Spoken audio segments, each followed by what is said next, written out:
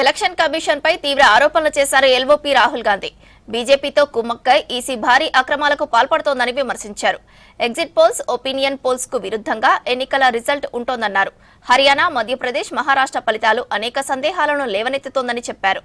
మరోవైపు ఈసీపై రాహుల్ గాంధీ కామెంట్లను తీవ్రంగా ఖండించారు కేంద్ర మంత్రి రిజిజు.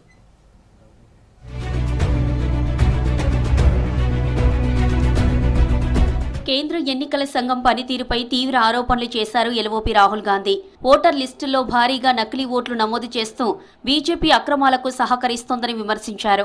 మహారాష్ట్రలో లోక్సభ, అసెంబ్లీ ఎన్నికల మధ్య 1 కోటి మంది కొత్త ఓట్లు నమోదైనట్లు తెలిపారు.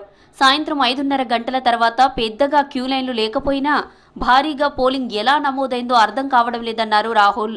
So polling was showing us something, opinion polls were showing us something, polls, the regular polls showing us something, and suddenly we are finding the result is in the opposite direction. Of course, the most fundamental thing that elections are choreographed. Maharashtra mein more voters added in 5 months than 5 years. Caused us suspicion. More voters than the entire population of Maharashtra. Again, very surprising fact. కర్ణాటకలో భారీగా fake అడ్రస్లతో ఓట్లు నమోదైనట్లు చెప్పారు LOP Rahul. 0 నంబర్తో ఉన్న ఓ ఇంట్లో 50కి పైగా ఓట్లు ఉన్నట్లు తెలిపారు.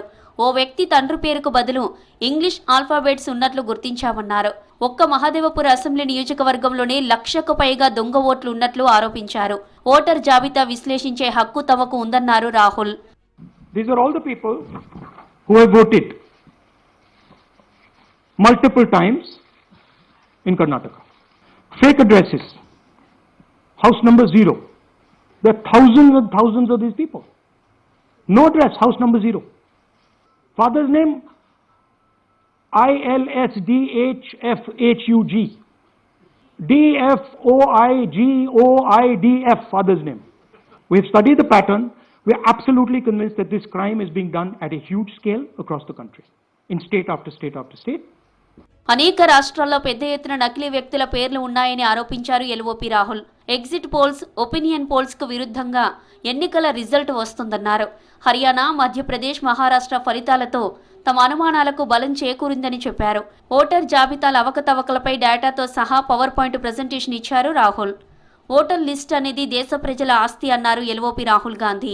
నిజంగానే అక్రమాలు జరగకుంటే ఓటర్ల లిస్టులు ఇచ్చేందుకు భయం ఎందుకని ప్రశ్నించారు. మిషన్ రీడబుల్ చేయాలన్న విపక్షాల రిక్వెస్ట్ ఎందుకు తోసిపుచ్చుతుందో చెప్పాలన్నారు. పోలింగ్ కేంద్రాల దగ్గర సీసీటీవీ ఫుటేజ్లు ఎందుకు ధ్వంసం చేశారని ఈసీని నిలదీశారు. విపక్షాలకు సమాధానం ఇవ్వకుండా రహస్యాలు ఎందుకు దాస్తున్నారో చెప్పాలన్నారు Rahul. Voter list is the property of this country. The Election Commission absolutely refuses to give us the voter list.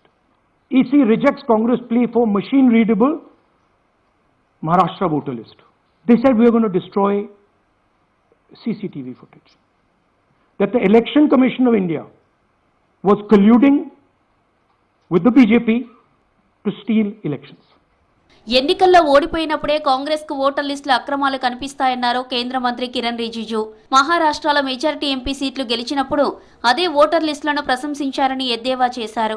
Assembly ఎన్నికల్లో ఘోరంగా ఓడిపోవడంతో వైఫల్యాలు కప్పిపుచ్చుకోవడానికి తప్పుడు ఆరోపణలు చేస్తున్నారన్నారు Kiran Rijiju. When Congress party and its ally won majority of the seats in Lok Sabha, they were happy, and then when they lost badly in Vidhan Sabha, then it has become problem for them. The claims made by Sri Rahul Gandhi and his team are completely bogus. They are targeting the Election Commission of India only to tarnish the image of the Election Commission of India. మరోవైపు దొంగ ఓట్ల నమోదుపై LOP Rahul Gandhi ఆరోపణలకు స్పందించింది కర్ణాటక ఎన్నికల సంఘం. Press meet లో ప్రదర్శించిన voter లిస్టులు తమకు ఇవ్వాలంటూ లేఖ రాశారు ఆ రాష్ట్ర సీఈఓ. డిక్లరేషన్ రూపంలో ఫిర్యాదు చేస్తే దర్యాప్తు చేసి చర్యలు తీసుకుంటామని తెలిపారు.